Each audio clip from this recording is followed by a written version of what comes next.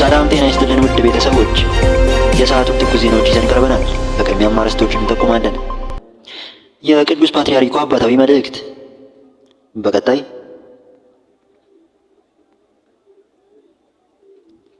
የፌዴራል መንግስቱ ለትግራይ ጊዜያዊ አስተዳደር ከባድ ማስጠንቀቂያ ሰጠ። በቀጣይ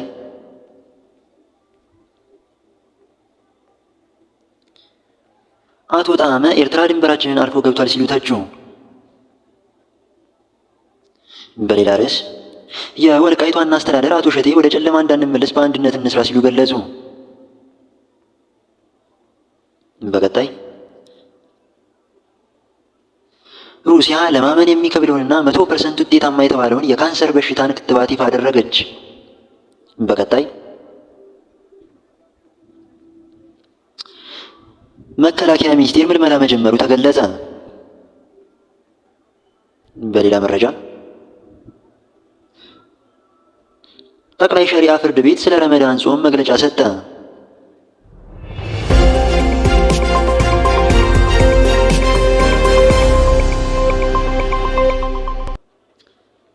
ብፁዕ ወቅዱስ ርዕሰ ሊቃነ ጳጳሳት አቡነ ማትያስ ቀዳማዊ የኢትዮጵያ ኦርቶዶክስ ተዋሕዶ ቤተክርስቲያን ፓትርያርክ የ2018 ዓ.ም አብይ ጾምን አስመልክቶ ባስተላለፉት አባታዊ መልእክት ጾም ከምግብ መከልከል ብቻ ሳይሆን ሰይጣንና ክፉ ስራዎቹን ድል የምናደርግበት መንፈሳዊ የጦር መሳሪያ መሆኑን ገልጸዋል። ጌታችን መድኃኒታችን ኢየሱስ ክርስቶስ በገዳመ ቆሮንቶስ በጾም ወቅት ዲያብሎስን ድል እንዳደረገው ሁሉ ምዕመናንም በጾም አማካኝነት ክፋትን እንዲያሸንፉም ጥሪ አቅርበዋል። በሰዎች ውስጥ ሁለት ተቃራኒ ፍላጎቶች የስጋና የመንፈስ እንዳሉ ጠቅሰው ጾም የስጋን ፍላጎት እንደ ፍቅረ መብል፣ ፍቅረ ንዋይና ፍቅረ ሲመትን ያሉ የምናሸንፍበት መሆኑን አብራርተዋል።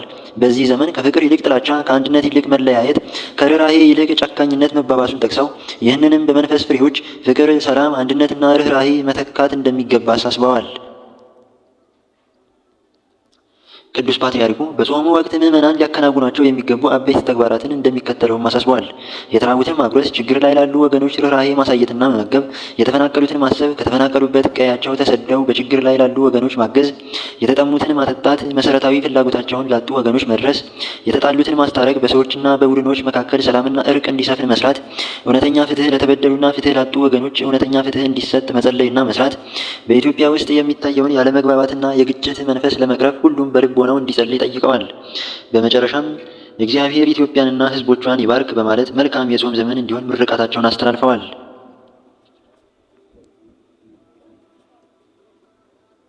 በቀጣይ በዛሬው ዕለት ጀነራል ታደሰ ወረደ ከፌዴራል መንግስት የተሰጣቸው መመሪያ እንደሚያሳየው የኢትዮጵያ መከላከያ ሰራዊት በሀገሩ ዳር ድንበር ለመቀመጥ በመሃል ትግራይ ሲያልፍ ምንም አይነት ትንኮሳ በእናንተ ታጣቂዎች እንዳይደረግ ሲል ጥብቅ ትዕዛዝ ማስተላለፉ ተገልጿል። በቀጣይ በቅርቡ በጠቅላይ ሚኒስትር አብይ አህመድ የተሾሙት የኢትዮጵያ የጤና መድን አገልግሎት ምክትል ዋና ዳይሬክተር አቶ ጣዕመ አረዶ የኤርትራ ሜካናይዝድ ክፍል ከ70 በላይ ታንኮችን በመያዝ የኢትዮጵያን ሉዓላዊ ግዛት በ3 አቅጣጫዎች ጥሶ መግባቱን ገለጹ። አቶ ጣዕመ ዛሬ በይፋዊ ገጻቸው ባሰፈሩት መረጃ የኤርትራ ጦር በ3 ግንባሮች ሰፊ የሜካናይዝድ ኃይል ወደ ትግራይ ማሰማራቱን ገልጸዋል። እንደ ባለስልጣኑ ገለጻ ከየካቲት 6 2018 ዓ.ም ጀምሮ የኤርትራ ጦር ሻዕቢያ ከፍተኛ ቁጥር ያለው የታጠቀ ኃይል በዛላምበሳ፣ ሰበያ፣ በራማ እና በባድመ ሽመልባ መስመሮች በኩል ወደ ኢትዮጵያ ግዛት ዘልቆ ገብቷል ብለዋል።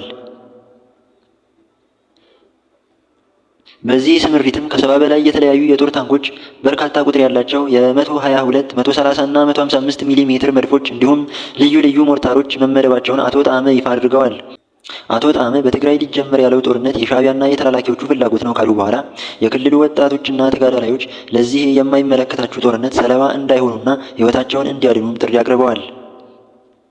አቶ ጣዕመ ከሰሞኑ ያለውን የኤርትራ ሰራዊት እንቅስቃሴ በተመለከተ መረጃ የሰጡ የመጀመሪያው የሀገሪቱ ባለስልጣን ናቸው።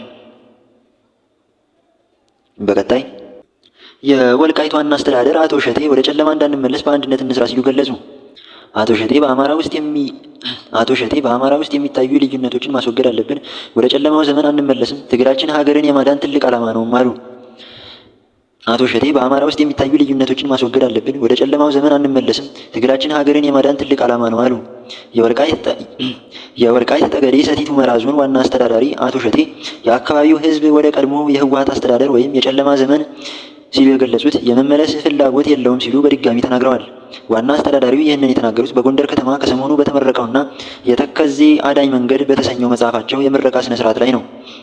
አቶ ሸቴ በንግግራቸው ወቅት የአካባቢው ሕዝብ ለዘመናት የደረሰበትን ግፍና መከራ በመጥቀስ አሁን እየተደረገ ያለው የማንነት ትግል ምክንያታዊና ፍትሐዊ ነው ያሉ ሲሆን ሰላም በአንድ ወገን ፍላጎት ብቻ ሊረጋገጥ አይችልም ያሉት ዋና አስተዳዳሪው የወልቃይት ኮሪደርን በማስከበር ረገድ የሚደረገው ትግል አካባቢውን ከመታደግ ባለፈ ሀገርን የማዳን ትልቅ ዓላማ ያለው ነው ሲሉም ተናግረዋል።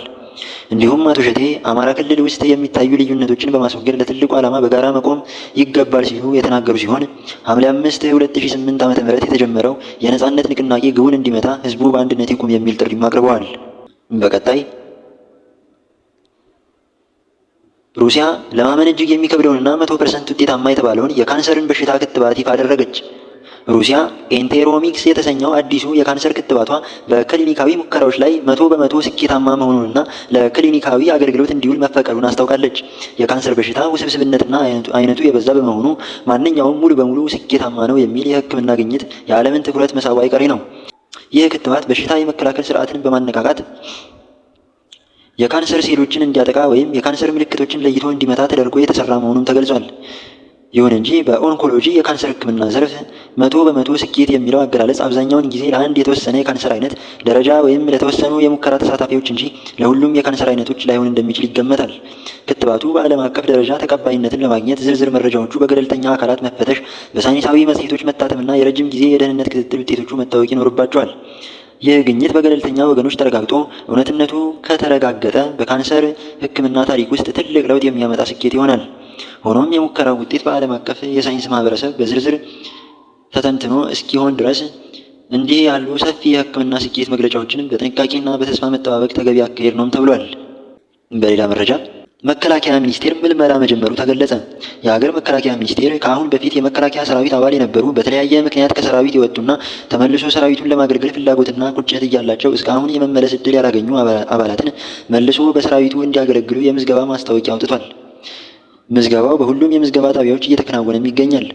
ኢትዮጵያ በተለይ ከኤርትራ ጋር ያለው ሁኔታ ወደ ጦርነት ሊያመራ እንደሚችል በርካቶች ስጋታቸውን እየገለጹ ሲሆን ኤርትራ በድንበር አካባቢ ምሽግ ከመቆፈር ጀምሮ በተለይ ከየካቲት 6 2018 ዓ.ም ጀምሮ በርካታ የሜካናይዝድ ጦርና እግረኛ ሰራዊት እያንቀሳቀሰች ትገኛለች።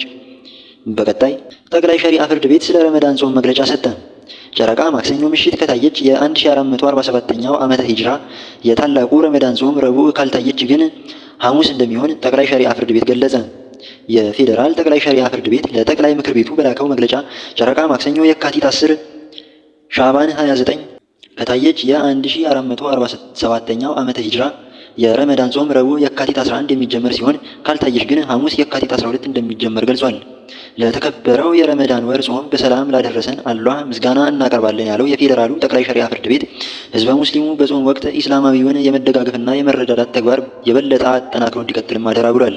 ረመዳን የጤና የሰላምና የፍቅር እንዲሆንም ጠቅላይ ሸሪዓ ፍርድ ቤቱ መልካም ምኞቱን ለመላው ህዝበ ሙስሊሙ ገልጿል።